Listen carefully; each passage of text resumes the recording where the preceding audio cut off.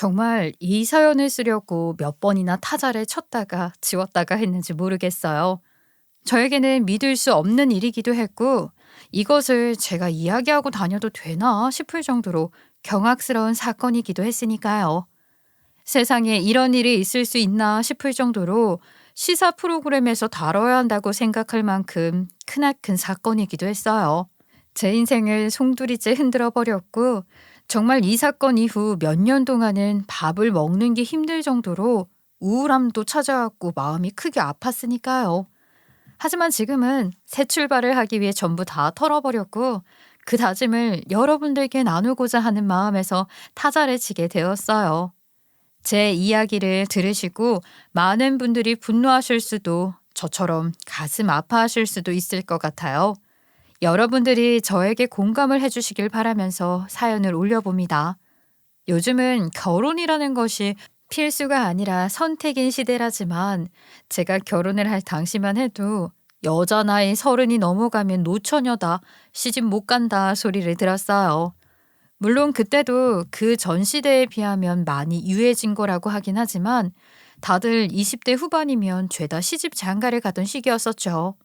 하지만 저는 결혼이라는 것에 큰 흥미가 없었고, 왠지 시댁이라는 단어에 부정적인 느낌이 들었었기 때문에 혼자 사는 게 편할 거라 생각하며 살았죠. 제 이런 마음을 아신 건지 집안에서는 저에게 결혼을 하라고 닥달을 하셨고, 특히 저희 친척들이 더 나서서 저에게 결혼이 효도하는 거라며 결혼 타령을 하셨었어요. 결국 저는 선을 봐서 결혼을 하긴 했는데, 남들이 애 둘 낳고 살 때 저는 그제서야 결혼식을 올릴 수 있었죠. 제 결혼이 중요한 이야기는 아닌데, 제가 오늘 들려드리고 싶은 이야기의 주인공은 바로 신우들입니다. 저에게는 두 명의 신우가 있었어요. 둘 다 저보다 나이가 많았음에도 불구하고 시집을 가지 못한 노처녀였죠. 저도 집안에서 어마어마한 잔소리를 듣고 선봐서 결혼을 했는데, 신우들은 얼마나 또 잔소리를 들으면서 지냈겠어요? 그런데도 신우들은 저와 달리 별로 스트레스도 받지 않는 건지 천하태평하더라고요. 나이가 있었음에도 결혼을 하지 못했으니 자기들 인생에는 결혼 같은 건 없을 거라고 생각하면서 말이죠. 그냥 그렇게 편안하게 자기들 즐길 거 다 즐기면서 사는 사람들이었죠. 생긴 게 뭐 특출나게 예쁘게 생긴 것도 아니었고, 직업이 있는 것도 아니었던 신우 둘은 영혼의 단짝인지 뭔지 둘 다 백수처럼 방구석에서만 처박혀서 사는 사람들이었어요. 시부모님께서 그런 신우들을 보면서 얼마나 속이 썩었겠어요. 허구한 날 돈 벌어와라, 시집을 가라, 그 잔소리만 하셨죠. 그럴 때만 아주 잠깐 잔소리를 피할 겸 아르바이트를 하면서 본인들 쓸 돈도 모으고 그랬는데, 사실 아르바이트도 정상적인 건 별로 안 했고 오래 하지도 못하더라고요. 아휴, 내가 아주 저 두 년들 때문에 이 소가리 하다가 화병으로 죽어버리지 않겠나 싶다. 이번에는 무슨 다단계 회사에 들어가서는 친척들에게 강매를 했대는데, 아휴, 내 얼굴이 벌겋게 달아올라서 어찌나 민망하던지 말이야. 아이, 좀 정상적인 직장에 다니면 안 된다니. 아유, 신우들이 좀 유별나고 특이하긴 하죠. 그래도 뭐 어쩌겠어요. 본인들 인생 사는데 그게 좋다고 하니까 어머님도 그냥 포기하고 마음 비우세요. 너야 네 자식 아니니까 그런 소리 아무렇지 않게 하지. 아유, 자식 낳아봐라. 너도 똑같이 나처럼 행동할 거다. 아니, 남들 다 가는 시집을 왜 안 간다는 거야 도대체. 아, 형님 둘이서 평생 의지하면서 살고 싶으신가 보죠. 어머님, 이래봐야 어머님만 손해라니까요. 형님들한테 지원도 다 끊으시고 멋대로 살게 냅두세요. 내가 진짜 조만간 네 시아버지 데리고 시골로 귀촌이라도 해야겠다. 아유, 저것들 데리고 가서 요 정신 개조라도 해야지. 맨날 술 처먹고 오늘도 글쎄 술 처먹고 들어온 거 있지? 아예 술 먹는 곳도 없는 시골 깡시골로 머리채 잡고 끌고 가던지 해야지. 안 간다고 버티실 것 같은데요. 아이, 어머님, 그러지 마시고 저랑 그냥 맛있는 거 먹으면서 기분 풀어요. 언제까지 형님들 때문에 속 썩으시려고요. 내가 저것들 이야기를 하자면 하루가 모자란다 모자라. 그나마 우리 아들이 이렇게 떡하니 결혼해서 으이구 이렇게 살가운 며느리 데리고 왔으니 이런 이야기도 하지. 제가 막내 아들이랑 결혼을 했기 때문에 사실 시집살이에 대한 걱정을 할 수밖에 없었던 것도 사실이었죠. 아들을 낳기 위해서 딸 둘을 낳았다는 식으로 시어머니가 처음 저를 본 날 이야기를 했기 때문에 이 결혼 절대 해서는 안 되겠다.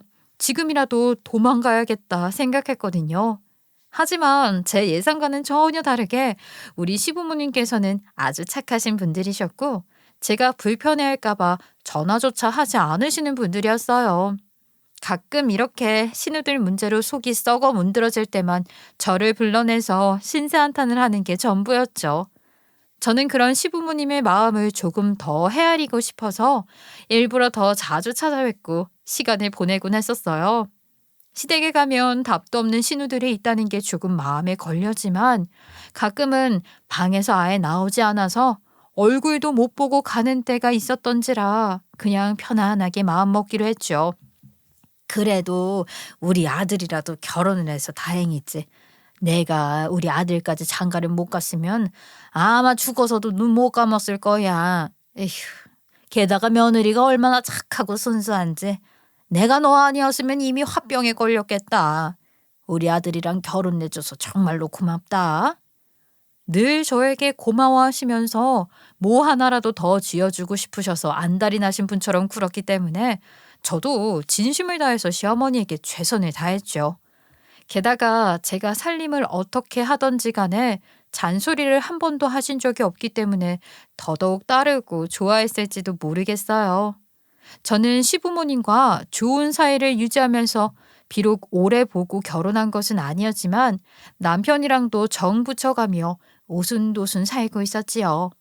그렇게 한 해, 두 해, 시간이 흘러 남편과 저는 아이도 둘이나 낳고요. 같이 집 대출금을 갚으면서 의지를 하며 살고 있었어요. 그렇게 남들과 다를 바 없는 평범한 결혼 생활을 하는 동안 저도 나이를 먹었고 주름이 생기고 했죠. 정말 아무런 문제도 없는 평범한 가정이었어요. 하지만 딱 한 가지 달라진 점은 신우들이 나이가 50이 다 되어 가니까 슬슬 본인들의 노후가 걱정이 되었나 보더라고요. 그것도 그럴 게 모아둔 돈은 하나도 없지. 번듯한 직장이 있는 것도 아니지. 결혼도 안 했지. 당연히 자기들을 늙어서 돌봐줄 자식이 있는 것도 아니었으니까요. 시부모님이야 신우들보다 먼저 하늘나라에 갈 것은 안 봐도 뻔한 이야기였고 저희 부부에게 의지를 할 수도 없지 않겠어요? 저희 부부에게 딱히 뭘 해준 것도 아니고 엄청 살갑게 굴면서 지냈던 사이도 아니었으니까요. 그러니까 신우들이 글쎄 저희 아이들에게 은근슬쩍 본인들의 바람을 이야기하더라고요.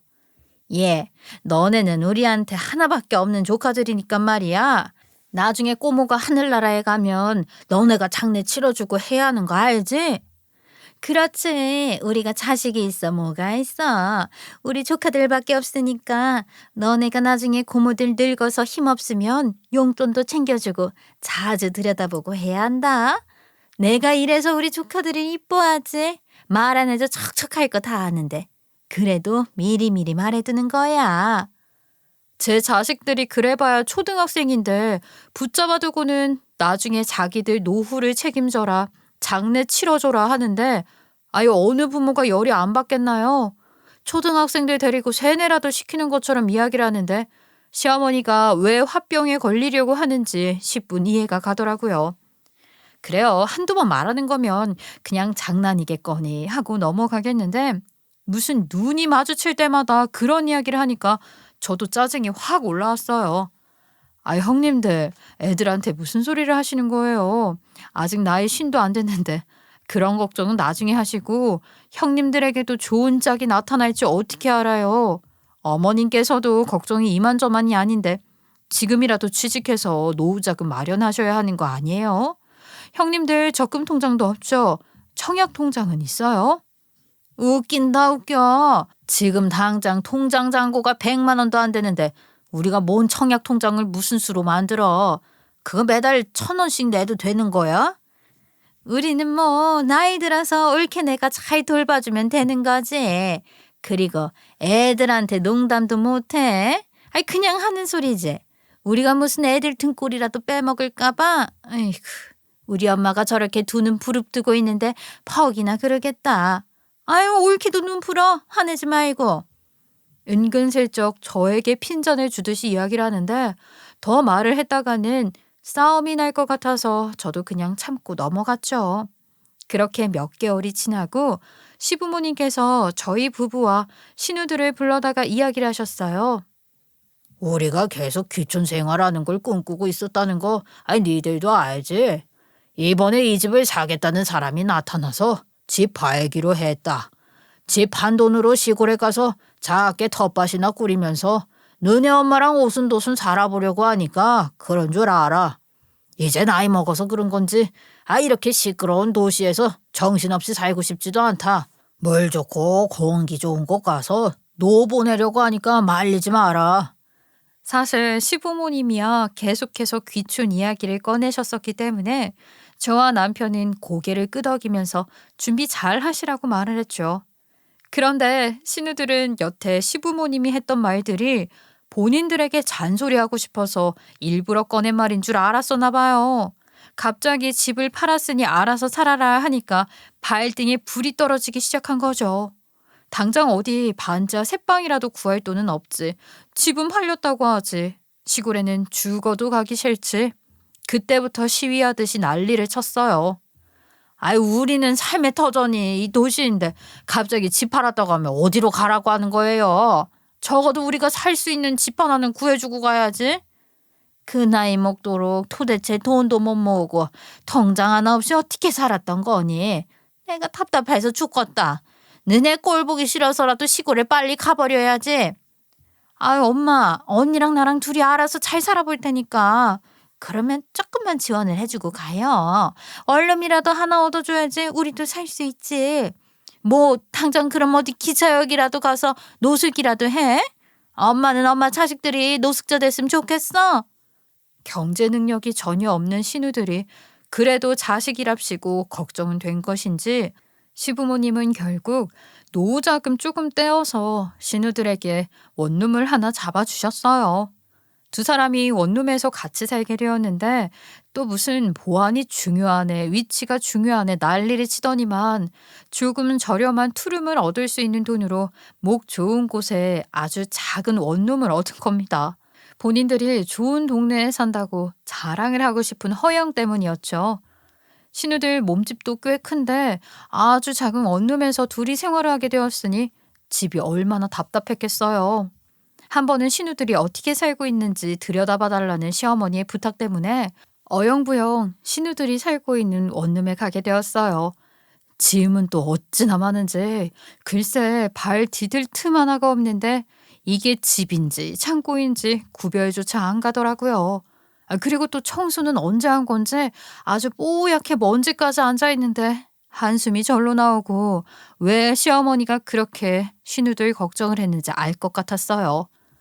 집이 돼지우리가 따로 없는데 바닥에 그냥 널브러진 네이들을 빨아둔 건지 입던 건지 구별조차 가지 않더라고요. 그 집에서 1시간만 있으면 병이라도 얻을 것 같은데 이대로는 안 되겠다 싶어서 시어머니 대신에 잔소리도 하고 그랬죠.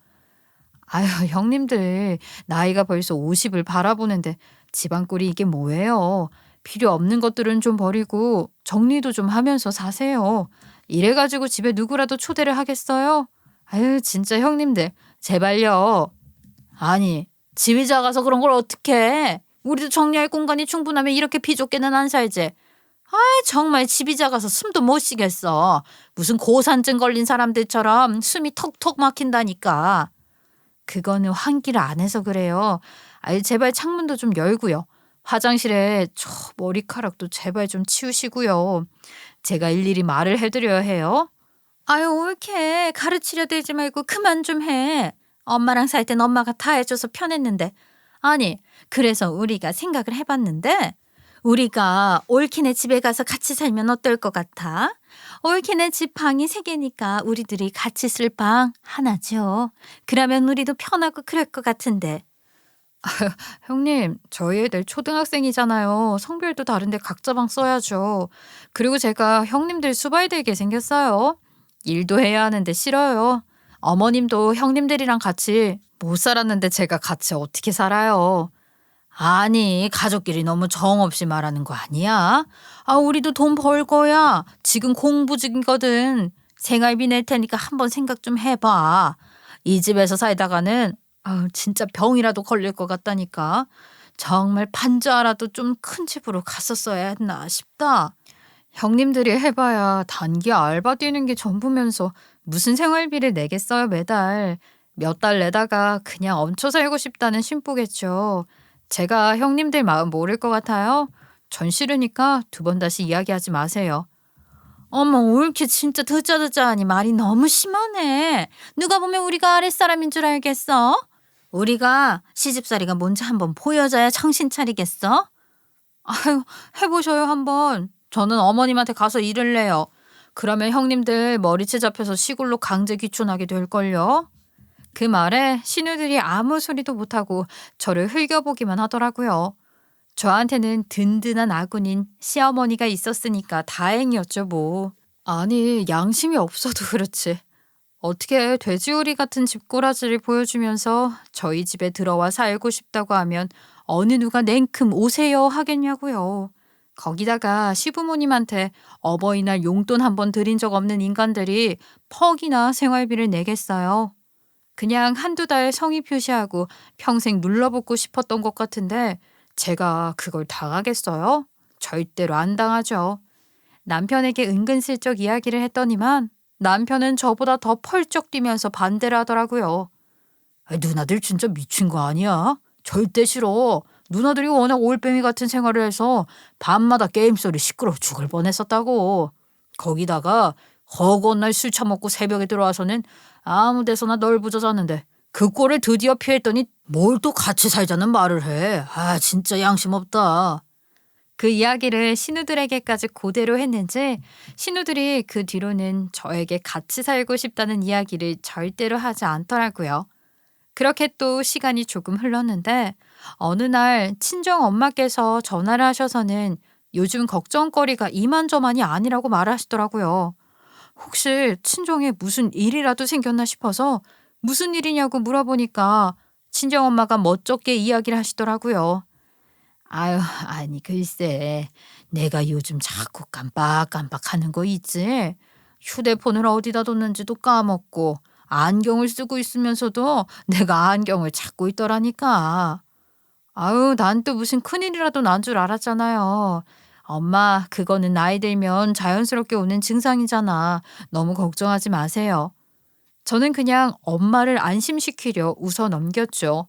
그런데 저희 친정엄마가 아주 큰 사고를 일으킬 뻔한 겁니다. 우리 엄마는 오빠 장가 보내고 저 시집을 보내고 혼자 살고 계셨거든요. 우리 친정아버지께서 제가 어릴 때 돌아가셨기 때문이었어요. 그래도 제가 엄마 외로울까봐 오빠가 사는 게 바빠서 자주 못 찾아뵙고 있어서 제가 더 자주 가려고 노력을 했었거든요. 아무튼 사고는 정말 평범한 날에서 시작이 되었어요. 그날은 엄마가 동네 친구들하고 차를 한잔 마시자는 약속을 하게 되어서 카페에서 만나기로 하고 준비를 하고 나가셨다고 하시더라고요. 집안일을 조금 하고 나가야지 싶어서 청소도 하고 빨래거리도 정리하다 보니까 시간이 늦어져서 부랴부랴 나가게 된 것이죠. 집안일이라는 게 한 번 하다 보면 끝도 없이 늘어지게 되지 않겠어요? 시간을 보고 서둘러서 나가셨는데 글쎄 가스레인지 위에다가 국 끓인다고 불을 올려두었던 것을 생각도 전혀 못하고 그냥 나가버리신 겁니다. 친구들을 만나서 오랜만에 수다도 떨고 신나게 놀다가 집에 들어왔는데 집안에서 정말 말도 못할 탄내가 가득하더래요. 너무 놀라셔서 주방으로 달려가 보니까 사골국을 끓이겠다고 가스레인지 위에 올려두었던 것이 시커멓게 탔더래요. 완전히 바닥이 시커먼데 정말로 잘못했으면 집에 큰 불이 날 뻔했다면서 불나기 일보 직전이었다고 하시더라고요. 다행히 화재를 방지하기 위해서 가스레인지 중에 열이 심하게 오르면 자동으로 차단이 되는 시스템이 있었던 제품이 막 출시를 했었는데 그때 그걸로 바꾸셨었거든요. 열이 심하게 오르자 화재를 방지하기 위해서 저절로 가스가 차단이 되었고 불까지는 번지지 않았고 탄내가 가득한 걸로 사고를 막았죠. 게다가 국을 끓이려고 했었던 것도 사골국이었던지라 큰 솥에 물 한가득을 부어 있어서 오랜 시간 가열되고 있었지만 불까지 번지지는 않았던 거죠. 정말 그 열기에 탄내에 아이 나는 집에 누가 불이라도 지른 줄 알고 얼마나 놀랐는지 모른다. 내 가슴이 다 쫄아붙어서 시커멓게 탔다니까. 저는 그 이야기를 듣는 내내 너무나도 놀라웠어요. 저희 친정엄마가 그런 실수를 한 적이 단 한 번도 없는 사람이었거든요. 아버지가 돌아가신 이후에 저와 오빠를 키워낸 슈퍼우먼 같으신 분이었는데 그런 실수를 했다고 하니까 말을 어떻게 해야 할지 모르겠더라고요. 그래도 제가 괜한 걱정거리 더 얹기는 싫어서 별로 대수롭지 않게 넘어가려고 생각을 했는데 제가 결정적으로 의심을 할 만한 사건이 있었어요. 어느 날 엄마가 갑자기 전화가 와서는 다급하게 저에게 말을 하시더라고요. 얘, 네가 우리 집 비밀번호 바꿔놨니? 내가 아무리 비밀번호를 눌러도 문이 안 열린다. 도둑이라도 들었었나? 이를 어쩌지? 엄마, 집 비밀번호를 내가 왜 바꿔? 엄마 최근에 바꾸기라도 했어? 비밀번호 1113 아니에요? 어머, 우리 집 비밀번호가 그거였었나? 아유, 나 좀 봐라, 정말. 제 비밀번호 생각이 안 나서 글쎄, 1234만 주구장창 누르고 있었네. 나 어떡하니? 엄마, 그럴 수도 있지. 까먹을 수도 있지. 나도 가끔 우리 집 비밀번호 까먹어서 남편한테 물어본다니까. 나쁜 생각하지 말고 집에 들어가서 쉬어. 네가 1113이라고 말을 해주니까 그제서야 생각이 난다. 아유, 나 요즘 왜 이렇게 자주 깜빡이지? 얼마 전에 불 낼 뻔한 일도 그렇고, 아휴. 사람 사는 게 정신없다 보면 그럴 수 있어, 엄마. 걱정 말고 푹 쉬세요. 엄마를 안심시킨 뒤 전화를 끊고서는 인터넷에 엄청나게 검색을 해보면서 알아봤죠. 이건 아니다 싶은 마음도 들었고 혹시라도 치매 초기 증상일까봐 걱정도 많이 되었고요. 저는 친정엄마에게 대놓고 치매 검사를 해보자고 말은 하지 못하고 건강검진 받을 시기가 됐으니 같이 가서 받아보자고 꾸셨어요. 친정엄마도 건강이 걱정이 되었는지 군소리 없이 저와 함께 병원에 가서 이것저것 검사를 받았는데 아니나 다를까 엄마가 글쎄 치매 초기 증상을 보인다고 하더라고요. 전 정말로 하늘이 무너지는 것 같은 기분이 들었고 이걸 어떻게 해야 할지 고민이 끝도 없이 늘어지기 시작했죠. 가족이라고는 오빠와 저 둘뿐인데 오빠는 지방에서 살고 있었고 오빠네 처가와 함께 살고 있었기 때문에 친정엄마를 모실 수 있는 상황이 아니었어요. 게다가 오빠가 힘들게 살고 있다는 걸 친정엄마가 누구보다 잘 알고 계셨기 때문에 사실 엄마도 짐이 되고 싶지 않으실 거라 생각했고요. 처가에서도 불편한 상황을 만들고 싶지 않으니 당연히 질색을 할 텐데 그런 과정에서 엄마가 더 상처를 받으실까 걱정도 되었어요. 증상이 엄청나게 심한 것도 아니었으니까 저는 남편에게 넌지시 이야기를 꺼냈어요. 엄마가 치매 초기라고 하는데 모실 수 있는 자식이 나뿐이잖아. 치매 초기 환자를 혼자 있게 하는 것은 아니라고 생각해서 우리가 모시면 어떨까? 장모님을 모시고 살자고? 에이, 그건 좀 힘들 것 같은데. 치매 환자를 집에 어떻게 모시고 살아? 우리가 뭐 집에 내내 붙어 있는 것도 아니고. 당신도 일을 하고 나도 일을 하는데 애들 학교 가고 나면 장모님 혼자 있는 건 똑같은 거 아니야? 그 시간 동안에는 요양보호사 같은 분 불러서 시간제로 함께 있게 하면 되지 않을까? 엄마 혼자 밤에 무슨 일이라도 생기면 어떡해. 치매 환자를 집에 모시고 사는 것보다는 요양원 같은 데 모시는 게 훨씬 더 낫지. 장모님도 그렇게 생각하실걸? 전문 시설이 괜히 있겠어. 당연히 전문가들이 상주해서 24시간 돌보는 게 장모님도 편하실 거야. 엄마가 그런 시설은 불편하다고 가기 싫다고 해서 말이야. 아, 나도 걱정이네. 언제까지 저렇게 마냥 냅둘 수도 없고. 그래도 밤이라도 우리가 함께 있는 게 낫지 않나? 아니, 당신 치매 환자랑 같이 사는 게 얼마나 힘든 일인지 몰라서 그래. 내가 장모님 모시기 싫어서 하는 소리가 아니라 어차피 우리도 일 나가고 없을 텐데 이러나 저러나 똑같다 이 소리지. 뭘 해도 위험한 건 맞으니까 그냥 요양원으로 모시는 쪽으로 하자. 장모님 잘 설득해봐. 저도 솔직히 요양원에 모시는 게 삶의 질을 따지고 봤을 땐 훨씬 나을 것이라고 생각을 했는데 엄마가 죽어도 싫다고 하시더라고요. 내가 치매 판정을 받긴 했지만 아직 정신 멀쩡하다. 치매가 심한 것도 아니고 고작 초기일 뿐인데 요양원에 갇히기 싫어. 그거 감옥 같잖냐. 게다가 요즘 뉴스를 보면 얼마나 흉흉하니. 별의별 사건이 다 일어나더라. 그런데 거기에 있으면 오히려 더 증상이 심해질 것 같다는 생각이 들어서 그래. 뉴스에서 연일 요양원에 대한 안 좋은 기사가 쏟아지던 시점이라 친정엄마는 꽤나 겁을 먹은 것 같았어요. 저도 제가 24시간 상주하고 돌볼 수 있는 곳이 아니다 보니까 걱정이 많았고요. 그런 곳에 친정엄마를 보내고 싶은 마음은 들지 않았어요. 그렇다고 전문가를 불러서 돌봄 같은 걸 신청하자고 하니 하루에 최대로 쓸 수 있는 시간 정도도 정해져 있고 보통은 3시간에서 4시간밖에 안 되더라고요.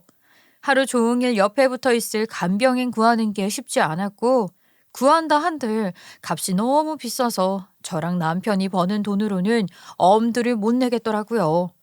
둘이 벌어서 지금도 적금 붓고 대출금 내고 애들 키우고 하는데 빠듯한데 그 비용까지 어떻게 감당을 하겠어요? 답도 없는 상황에서 시댁에서 이 이야기를 전해들으시고는 난생 처음으로 저에게 잔소리를 하기 시작하셨어요. 예, 내가 너를 정말 좋아하고 예뻐하는 건 맞는데 이건 좀 아니지 않니? 우리 아들 고생시키려고 치매 초기 환자를 데리고 살겠다고 하냐? 우리 아들 보고 사돈 평설발 들으라고 너랑 결혼시킨 거 아니다. 너까지 나한테 왜 이러니? 딸년들로도 머리가 터질 것 같은데. 아직 확실하게 결정된 건 하나도 없어요. 어떻게 할지 고민 중이고요. 어머님께서 걱정하실 만한 일 안 만들게 제가 알아서 할게요. 그래, 네가 똑부러지게 할 거라는 건 알고는 있지만 그래도 말이다. 최대한 요양원으로 보내는 쪽으로 생각해라. 너네 맞벌이잖니. 그 정도는 감당 가능하잖아. 치매 환자랑 사는 게 얼마나 어려운 일인데 겁도 없이 모시고 살겠다는 소리를 하고 그래. 내가 깜짝 놀라가지고서는. 네, 어머님께서 무슨 말씀하시는지 잘 알겠어요. 근데 저도 친정엄마 일이다 보니까 솔직히 서운한 건 사실이에요. 요양원도 한두 푼이 아닌데. 어차피 지금 사돈어른 살고 있는 집 팔면 그 요양원비는 충당되는 거 아니냐? 예, 내가 오죽하면 너한테 이런 소리를 다 하겠니? 제발 부탁한다. 우리 딸년들 때문에 속이 터지는데 너까지 보태지 말아라. 알겠지? 게다가 너는 오빠도 하나 있지 않니? 그 오빠가 책임지면 되겠네. 오빠도 지금 오빠네 처가랑 같이 살고 있는 입장이라서 제가 알아서 잘 해볼게요. 시어머니도 나중에는 흥분을 하신 건지 뭔지 언성을 높이면서 이야기를 하시는데 서운한 마음이 굴뚝같이 들었어요. 저희 친정엄마는 점점 더 의기소침해지고 무슨 일이라도 생길까봐 집 밖으로도 안 나가려고 하시더라고요. 제가 너무나도 속상해서 얼마나 울었는지 모르겠어요. 정말 가슴이 미어지는 기분이라 숨까지 쉬어지지 않는 수준이었죠. 그러던 도중에 신우들한테서 연락이 오더라고요. 옳게 내가 우리 엄마한테 전해 들었는데 말이야. 사돈 어른이 치매라며? 아이고 마음고생이 엄청나게 심하겠어. 네, 소식 전해 들으셨군요. 지금 걱정이 이만저만이 아니에요. 사람의 손길이 필요한 시기인데 현실이 너무 막막해요. 요양원도 싫다고 하시고요. 치매 환자를 혼자 두는 것만큼 위험한 일이 어디 있겠어요? 이제 살 날이 얼마나 남았을지도 모르는 마당에 딸이라고는 저 하나인데 옆에 있지도 못하고요. 그래 마음고생 많이 했겠어. 남내 같지 않게 느껴져서 내가 더 위로해줘야겠다 싶어서 전화를 했어. 감사해요, 형님. 제가 너무 넋두리를 했죠. 형님은 잘 지내고 계세요? 얼굴 못 본 지도 좀 오래된 것 같아서요. 아니 내가 요즘 취직도 해야겠고 해서 그 요양보호사 자격증 공부를 하고 있었거든. 그러다가 올케 소식도 접하게 되었고. 그래서 말인데 지금 우리가 살 집도 마땅치 않고 나랑 동생이랑 힘들게 원룸에서 살고 있잖니. 돈은 많이 안 바랄 테니까 생활비만 가능하게 100만 원씩만 주면 우리가 사돈 어른 집에 들어가 살면서 사돈을 케어하는 게 어떻겠나 싶더라고. 서로 좋은 게 아니겠어? 신우가 하는 말은 원룸을 유지하기도 힘들고 하니 저희 친정엄마네 집에 들어가 살면서 24시간 케어를 하고 100만 원만 받겠다는 이야기였어요. 최소 생활비 정도는 필요하지 않겠냐고 말을 하는데 그때부터 제 머리가 쉴 새 없이 굴러가기 시작했죠. 보통은 24시간 상주를 하는 입주 보호사를 구해도 몇백은 깨지고 주말에는 또 그들의 가정으로 돌아가기 때문에 제가 돌봐야 했거든요. 너무나도 남는 장사 아니겠어요? 신우도 집 걱정 안 해도 되고 서로 윈윈인 셈이었어요. 신우들이 저희 친정엄마한테 해코지를 할 일도 없을 거라 생각했고 거기다가 제가 보고 싶을 때마다 눈치도 안 보고 찾아갈 수 있는 거잖아요. 저는 신우에게 당연히 좋다고 말을 했고 신우들은 당장 친정집으로 이사를 가고 싶다고 저에게 말을 전해왔어요. 어차피 남자가 있는 것도 아니고 여자 셋이서 사는 거니까 우리 친정엄마의 말동무도 되어주고 생활하는데 불편함도 없겠다 싶어서 좋겠구나 했죠. 그렇게 신우들이 친정엄마 집으로 입주를 하고 처음에는 걱정을 하긴 했었어요. 과연 신우들이 부지런하게 우리 엄마를 돌볼 수 있을까 하는 의심도 들었었고요. 그동안의 전적이 화려했잖아요. 그런데 글쎄 친정엄마에게 슬쩍 물어보니까 신우들이 정말 지극정성으로 우리 친정엄마를 모신다고 말을 하더라고요. 내가 정말 말년에 무슨 복이 있는지 딸이 둘이나 더 생긴 기분이 드는 거 있지? 셋이 같이 보내는 시간이 너무나도 좋고 즐겁다 한다. 너네 신우들이 글쎄 심심할 틈 없게 말도 걸어주고 내가 혹여라도 딴짓이라도 할까봐 밥 차릴 때도 나한테 일부러 일도 시키고 하면서 움직이게 만들어주고 말이야.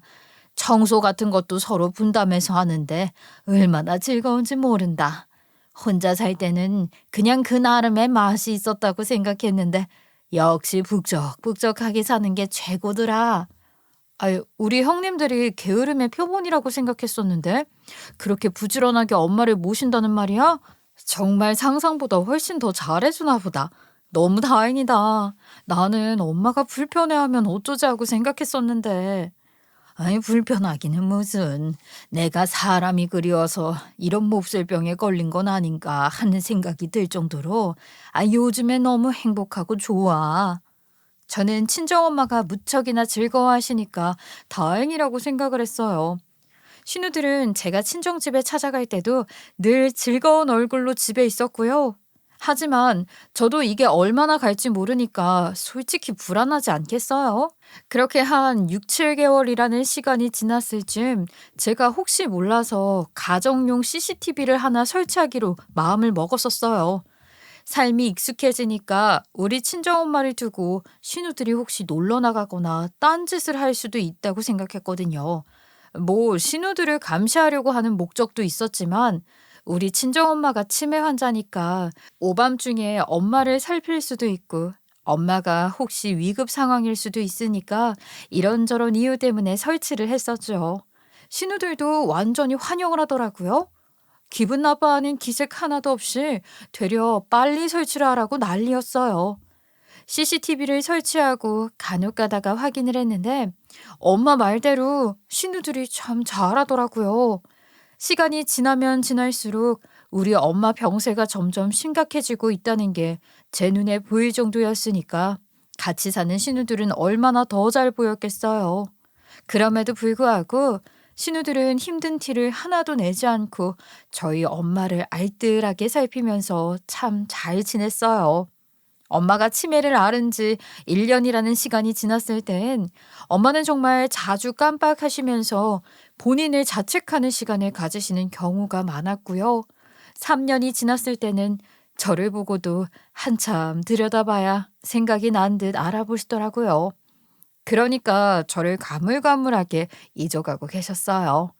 그래도 매일같이 살 부대끼고 사는 신우들은 기억을 하고 의지하면서 지내시길래 신우들에게 정말 너무나도 고마웠죠.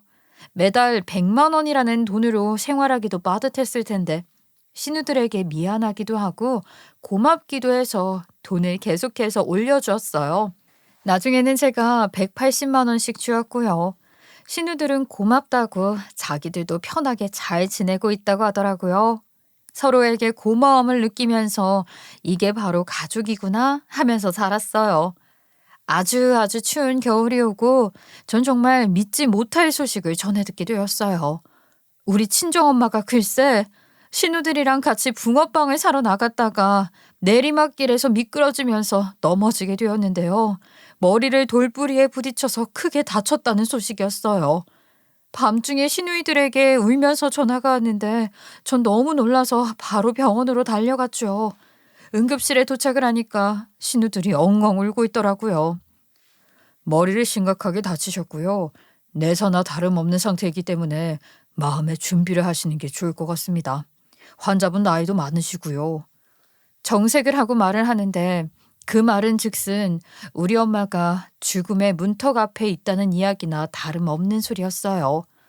결국에 저는 3일이 지나지 않아 친정엄마를 아버지의 곁으로 보내드려야 했고요. 장례를 치르는 동안 신우들이 함께 해줬어요.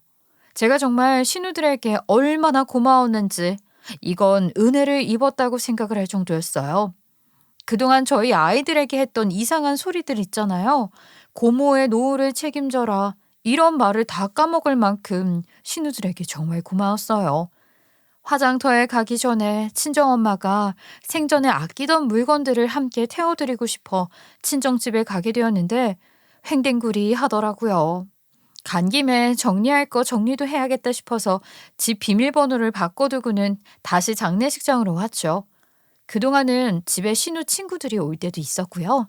가끔 신우들이 집을 비우는 날에는 요양보호사를 부른 적도 있었거든요. 그 사람들이 비밀번호를 알고 있을지도 모르니까 혹시나 하는 마음에 비밀번호를 변경했어요.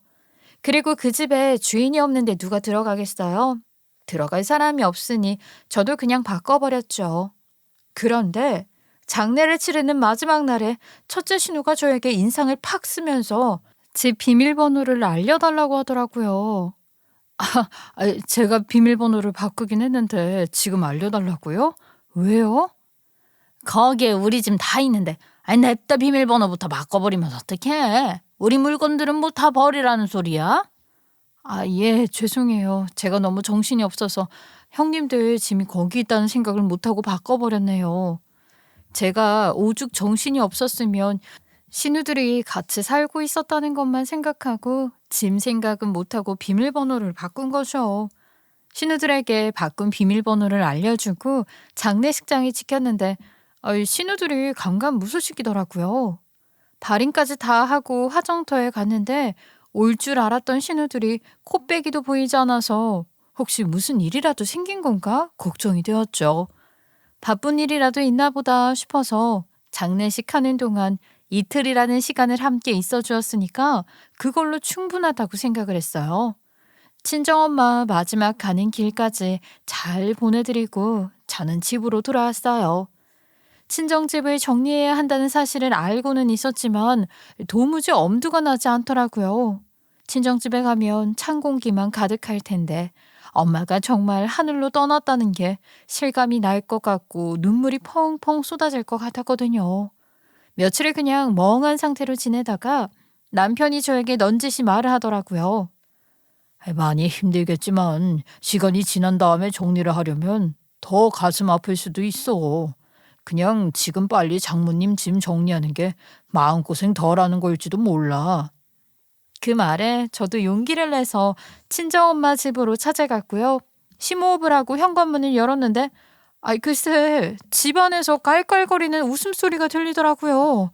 이게 무슨 일인가 싶어서 중문을 열고 들어갔더니만 신우랑 신우 친구들이 친정집 거실에 앉아서 맥주를 마시며 수다를 떨고 있는 겁니다. 얼마나 배꼽이 빠져라 우는지 제가 들어온 것도 모르는데 너무나도 황당하더라고요.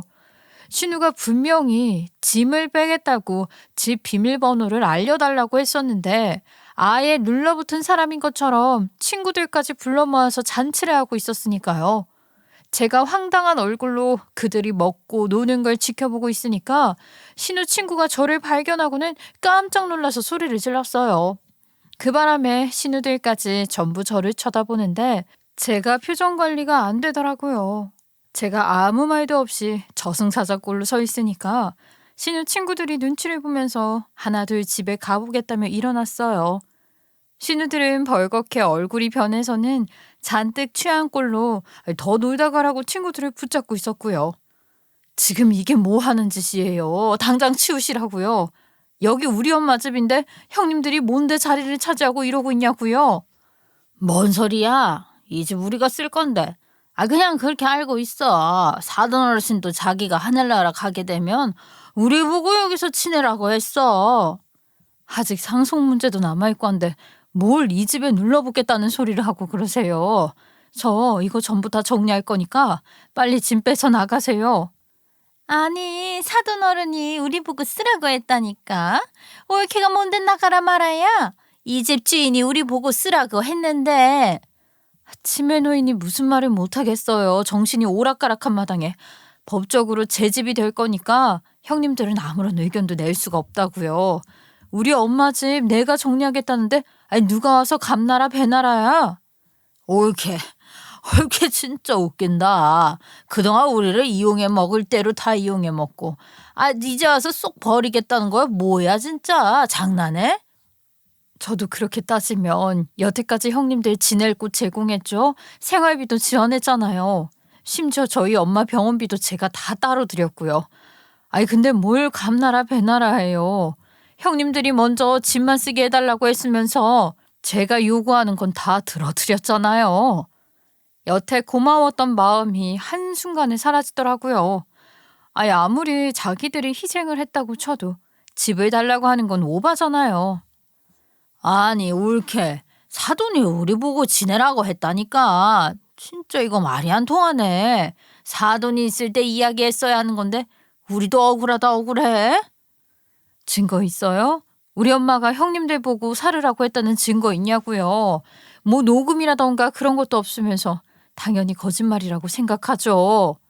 신우들이 아무 말도 못하더라고요. 전 그런 신우들에게 콧방귀를 끼면서 며칠 내로 짐을 빼라고 말을 했어요. 딱 일주일이 지나서 정말로 정리를 하려고 갔는데 여전히 눌러붙어 있는 겁니다. 남편도 같이 따라갔는데 황당해 하더라고요. 누나들 아직까지 여기서 뭘 하고 있는 거야?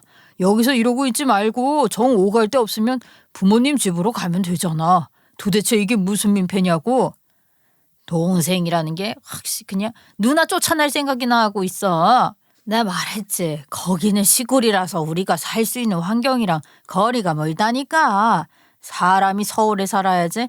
그리고 사돈이 우리 보고 살으라고 했다는 증거 있냐고 물어봤지? 야야, 증거 있어. 이거 봐봐. 그러면서 저에게 종이 한 장을 들이미는데 서약서 같은 형식으로 글이 써져 있더라고요. 저희 친정엄마가 신우들에게 이 집에서 살으라고 했다는 증거랍시고 들이미는데 아주 조잡하게 신우들에게 이 집을 물려줍니다 하고 프린트가 된 종이에 지장이 찍혀 있는 거였어요. 근데 그 지장이 우리 친정엄마의 지문인지 뭔지 제가 어떻게 알겠어요? 비교 대상이 존재하지를 않잖아요. 우리 엄마는 화장까지 다 했는데. 제가 이런 걸 어떻게 믿냐고 어이가 없어서 헛웃음을 지었더니만 신우들이 아주 당당하게 말하더라고요. 이거 사돈 어른이 직접 찍은 거 맞아. 혹시 몰라서 지장 찍어달라고 했더니만 올케가 이런 식으로 우리를 쫓아낼 줄 몰랐지. 이걸 이렇게 쓸 줄이야. 우리 엄마 글씨도 아니고 프린트된 종이에 누구 지문인지도 모를 지문이 찍혀있는데 이게 증거라고요? 와, 지나가던 개가 웃겠네요. 전 못 믿어요. 못 믿으면 올케만 손해지. 우리는 이걸 증거로 당당하게 들이밀 거거든. 이게 살아있는 증거라 이 소리야. 우리는 절대 집 못 나가. 배째. 배를 째긴 뭘 째요. 당장 나가. 이 집 매매로 팔 거니까 내 소유니까 나가라고. 명의자 마음대로 하겠다는데 니들이 왜 난리야? 신우들이 들어먹을 생각을 하지 않으니까 전 결국 제대로 무서움을 보여줘야겠다고 생각을 했어요. 제가 바로 저희 친정엄마의 주민등록증을 가지고 있었거든요. 거기에 지장이 떡하니 찍혀있지 않겠어요? 바로 검증기관에 비교 분석하러 갔죠. 의뢰를 맡겨놓고 며칠이 지난 후에 전혀 다른 사람의 지문이라는 확인 결과지가 나오더라고요. 요즘 세상 참 좋죠. 결과지를 신우들에게 들이밀면서 말을 했어요. 조잡하게 누구 지문으로 속이려고 했는지 모르겠지만 요즘 같은 첨단 과학 시대에 속는 사람이 있겠어요? 당장 나가세요. 그걸 또 사설센터에 가서 검사까지 받았어?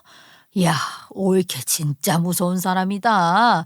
응? 나 같으면 평생 올케 엄마 돌본 우리한테 고마워서라도 집 죽었다. 이게 얼마짜린데 이걸 달라고 하세요. 아우, 진짜 무서운 사람은 제가 아니라 형님들이죠. 이런 것까지 조작해가면서 여기 눌러붙으려고 한 거잖아요. 그동안 우리 친정엄마한테 잘해줬던 것들이 전부 이 집 차지하려는 속셈 때문이었던 거예요? 정말 무섭다 무서워. 아이 옳게. 그럼 우리가 당장 이 집에 나가면 어디서 살겠어? 그러면 너네 집에 들어가서 살아도 돼? 우리야 상관없지. 서울에만 붙어있으면 되니까. 무슨 그런 소름 돋는 소리라고 있어. 누나들이랑 절대 같이 못 살아. 누나들이 얼마나 돼지우리로 만들지 뻔히 보이는데 어떻게 같이 살아. 아무리 장모님 모시고 살면서 변했다고 한들 사람 본성 어디 안 가. 누나들도 목적에 있어서 그동안 가면 쓰고 산 거잖아.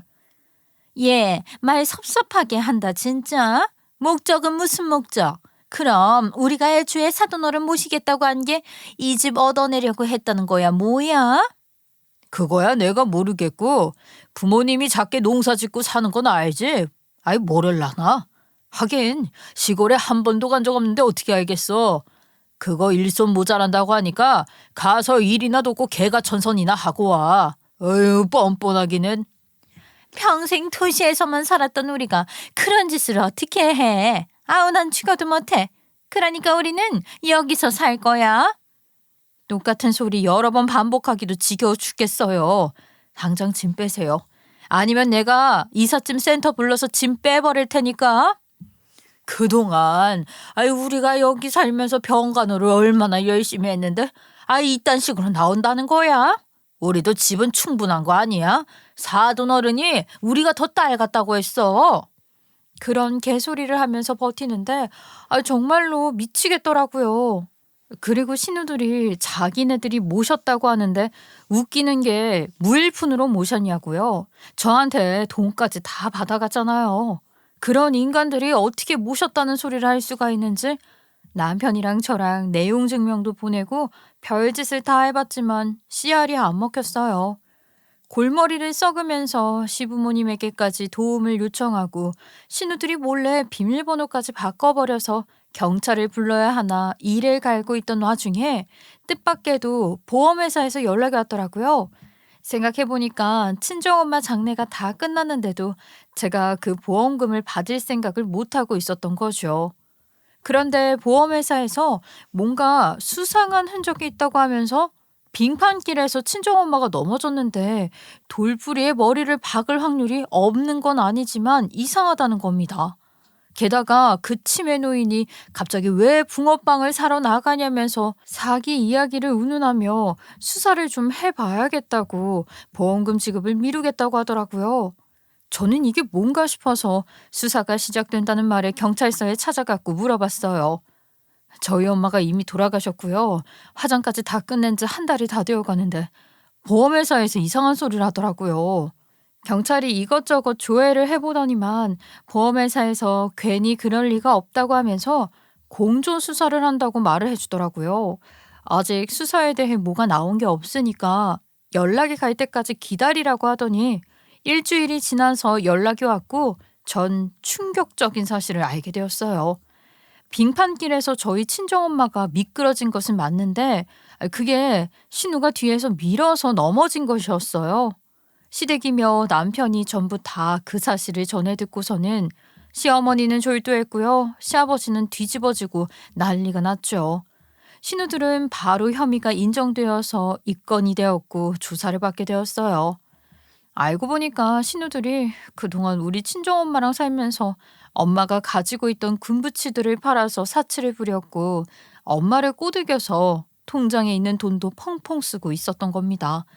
거기다가 우리 엄마의 집까지 넘보고 있었던 거죠. 그걸로 자기들은 결혼도 못하고 자식도 없으니 평생 노후를 살아야겠다고 치매 노인이랑 살다 보니까 그 정도는 해도 되겠다 싶었다고 진술을 했더라고요. 돈 나올 구멍이 사라지자 집이라도 꿀꺽 가겠다는 심보로 말이죠. 처음에는 그냥 조금 다치게 만들어서 저에게서 돈을 더 뜯어내려고 했는데 저희 친정엄마가 너무 연로한 바람에 돌아가시게 된 거죠. 저는 이 모든 이야기를 듣고 제 자신이 제일 원망스러웠어요. 결국 저 때문에 우리 엄마가 이렇게 된 것 같아 일상생활이 불가능할 정도로 제 자신을 놓고 살았죠. 시부모랑 남편도 제 앞에서 울면서 미안하다고 사죄를 하셨지만 이 일이 신우들의 탓도 아닌 모두 다 제 탓만 같아 지금도 많이 힘듭니다.